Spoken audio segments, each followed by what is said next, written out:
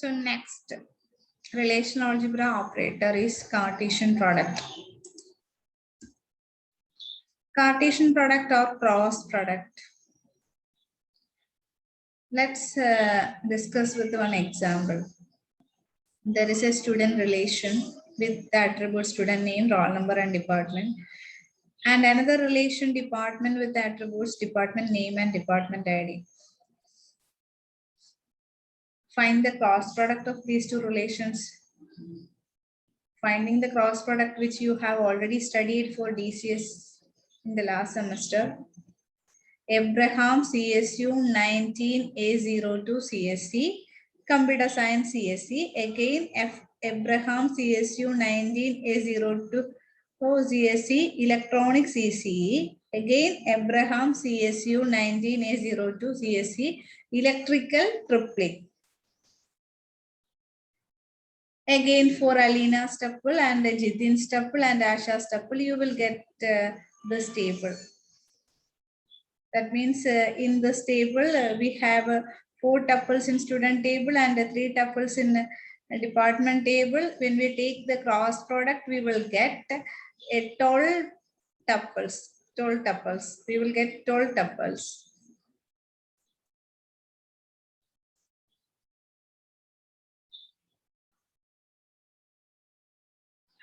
This is also a set operation. The main advantage of using this Cartesian product is that for other three operations should be type compatible or union compatible. That means to apply the set operations, the two relations should have the same number of attributes and that attributes domain should be compatible. But in the case of Cartesian product, we can take the Cartesian product with any number of attributes.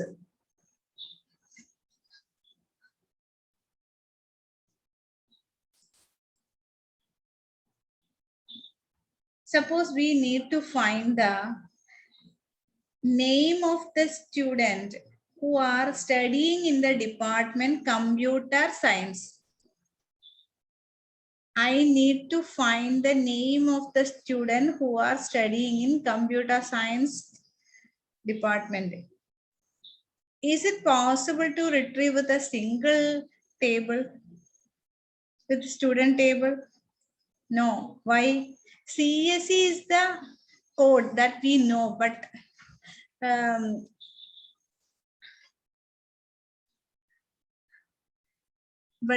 how the end user knows about it? Since we are the designer, we know that CSE is the code which is given for computer science. So we know only the computer science. We don't know the code for computer science. From the student table, we will get only the department code. So we need to take these two tables, student table as well as department table. From department table, we will get the department name is student computer science. The corresponding department ID is CSE. If the department name is electronics, corresponding department ID is ECE. That we will get from department table. So find the name of the students who are studying in computer science student department. First, initially we are taking the cross product of these two relations. We will get these 12 tuples. From this, we need to find the name of the students who are studying in computer science department. So in this table, how we can find the name of the students who are studying computer science department? Yes, sigma department name equal to computer science. First, we can give department name equal to computer science, or we can say some other thing. That means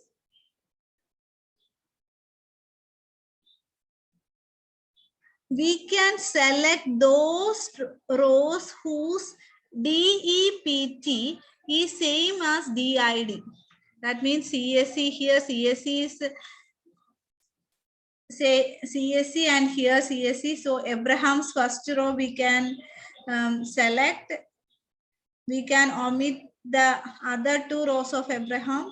And Alina's first row we can select. Other two rows we can neglect. Jidin's first row and third row we can neglect, and second row, Jidin's second row we can select, and Asha's final row we can select.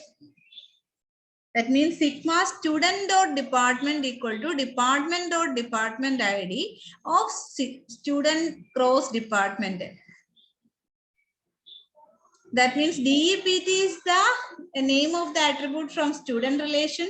DID is the name of the attribute from department relation. When these two attributes are same, we can select the student tuples. So the result will be this only 4 tuples. From this, we have to find the name of the students who are studying in computer science. So we can apply the query sigma D name is equal to computer science. Sigma D name equal to computer science, sigma student dot department equal to department dot department ID of student dot department. Then we will get 2 rows, Abraham's row and Alina's row. From this, we have to find the name, name of this one. So I think you got the result. And Cartesian product, this operation actually it is used for combining the tuples from 2 relations in a combinatorial fashion, and it is denoted as R of A1, A2, etc. up to AN cross S of B1, B2, etc. up to BM.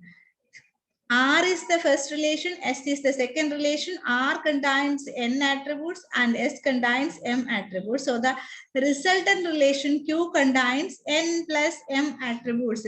In the previous case, student relation contains 3 attributes, department relation contains 2 attributes.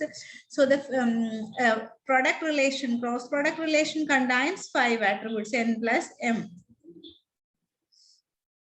Then that new relation will be in that order, Q of A1, A2, etc. AN, that is the attributes from the first relation, then B1, B2, etc. BM in the second relation in that order. The resulting relation state has one tuple of each combination of tuples, one from R and the other from S. If R has NR tuples, if S has NS tuples, then the cross product R cross S will have NR into NS tuples that we have already seen. Student has the 4 tuples and department has 3 tuples. So the product will have 12 tuples. And the most important thing in the case of Cartesian product, the operands do not have to be type compatible. Thank you.